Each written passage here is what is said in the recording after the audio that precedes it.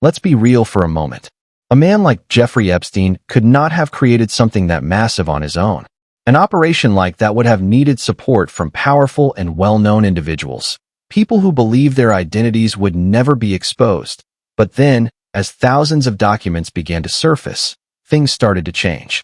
The secrecy began to fade, and people grew uneasy. Because once those files came out, it became clear this was never just about one man. It pointed to something much bigger, a network. Figures like Joe Rogan have suggested that the connections run far deeper than most people imagined. And in a way, it echoes what KattWilliams has been saying for years, that there's more happening behind the scenes than meets the like characters have existed throughout history, whether they were kings or what, human beings are human beings universally. So, everybody is a supplier. Epstein, Weinstein, like these guys, knew what these extremists liked and provided it, and provided the way for you to to have $1 billion and not create a fantasy island type environment. In the beginning, many of the names didn't really surprise people. Well-known figures like Elon Musk, Bill Clinton, and Donald Trump were already part of the conversation, and most people expected that. But then, some unexpected names started coming up. One that caught many off guard was David Copperfield, a magician, not a politician or a billionaire, but a globally famous performer. At first, it seemed out of place. But the more details that came out, the more unusual it felt. Back in 2007, Copperfield was involved in a serious allegation. A woman claimed he invited her to his private island, saying he would help her career, but things allegedly took a bad turn after she arrived. The case was investigated for several years, but was eventually dropped. Copperfield denied the accusations, calling them false, and even said he was the one who had been wronged. Around that same period, records showed that Copperfield had exchanged many messages with Jeffrey Epstein. Not just a handful, there were dozens. The messages appeared friendly and somewhat personal, even including a playful sign-off at one point. Later, his team said the conversations were only about show tickets and nothing more. But according to the files, the situation may not be that simple. Through the Epstein files in October of 2007, I found this email chain. We don't know who wrote it, we don't know who it's to, but the subject says Special Master Selection of Attorney Representative. Hi blank, has the Special Master made his selection yet? Several of the girls are getting calls from their attorneys and they have been seeing all the news and are concerned. If the selection has not yet been made, may I call Judge Davis and ask the status of the decision? Thank you. Blank has not been contacted yet. Will you contact him or do you want me to do it? I'll contact him, but before I do, we'll chat. Jay was supposed to send me his comments to our proposed letters, but haven't gotten them yet. Referring to Jay Lefkowitz, who was Epstein's main attorney in the 2007 deal, and also used to work at Kirkland and Ellis with Acosta. Oh, and Bill Barr. All right, now here's where it gets weird, though.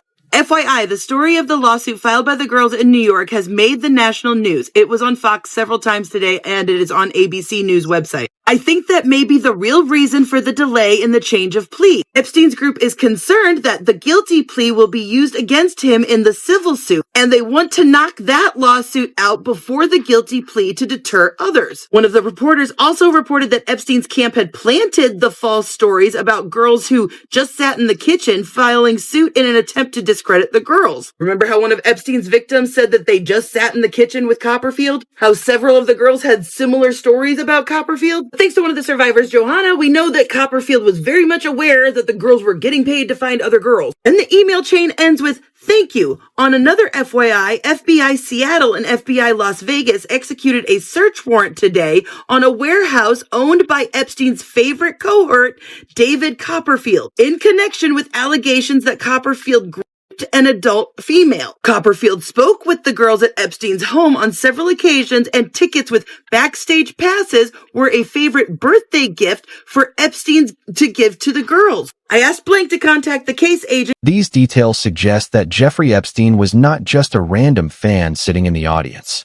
He appeared to have direct access, someone who was in contact and, in some cases, even described as a friend. During a federal investigation, agents began asking an important question. Was there a deeper connection between him and David Copperfield? Search records reportedly showed Epstein's name in Copperfield's personal contacts. There were also records of free tickets being given to Epstein and people with him. On its own, that may not prove anything, but when added to everything else, it raised concerns. Then more claims began to surface.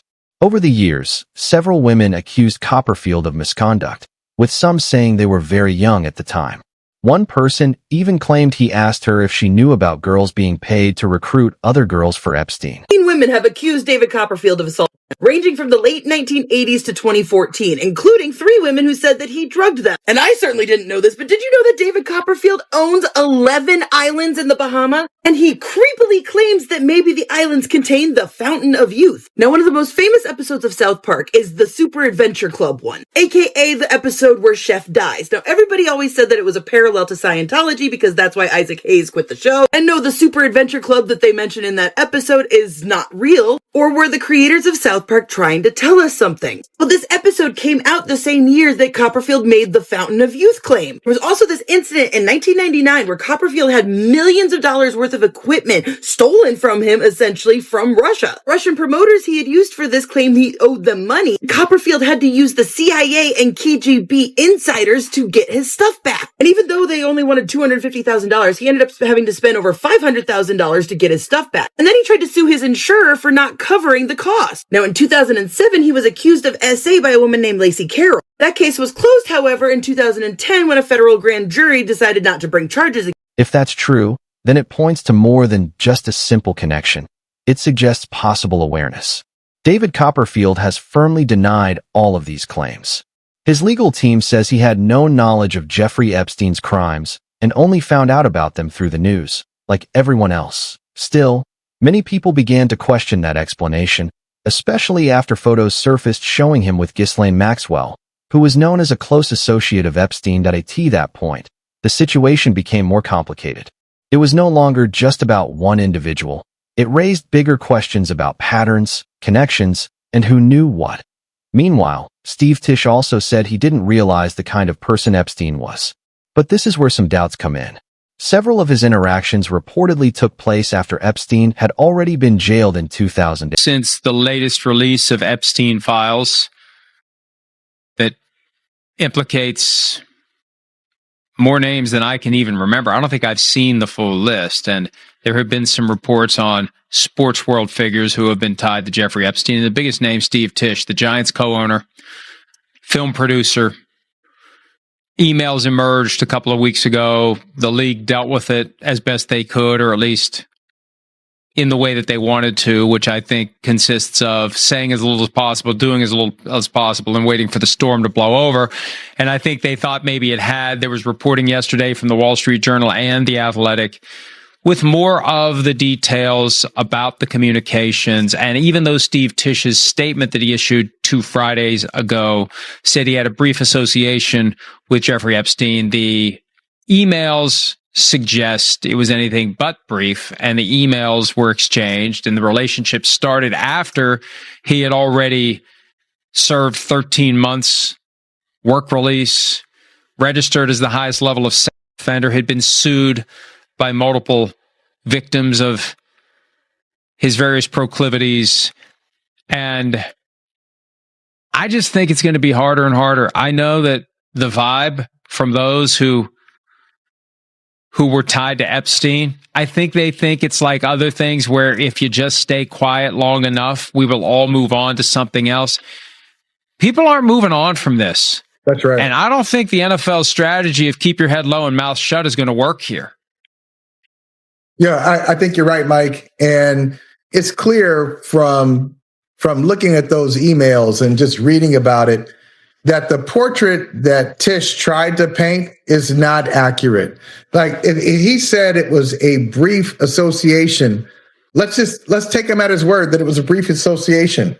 Well, in that association, there was enough that happened there. There was enough, problematic behavior from Epstein and from Tisch, allegedly, that makes you pause and makes you say, this is not what you want from an NFL co-owner. So people started asking a simple question.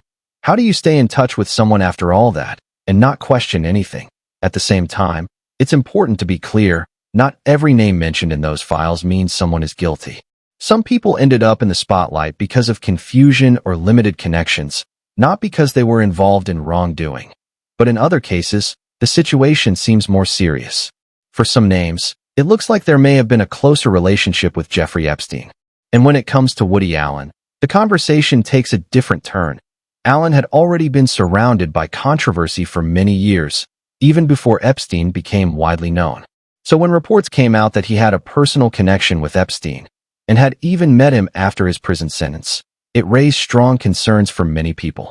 It also brought renewed attention to the serious allegations that have followed Woody Allen for years.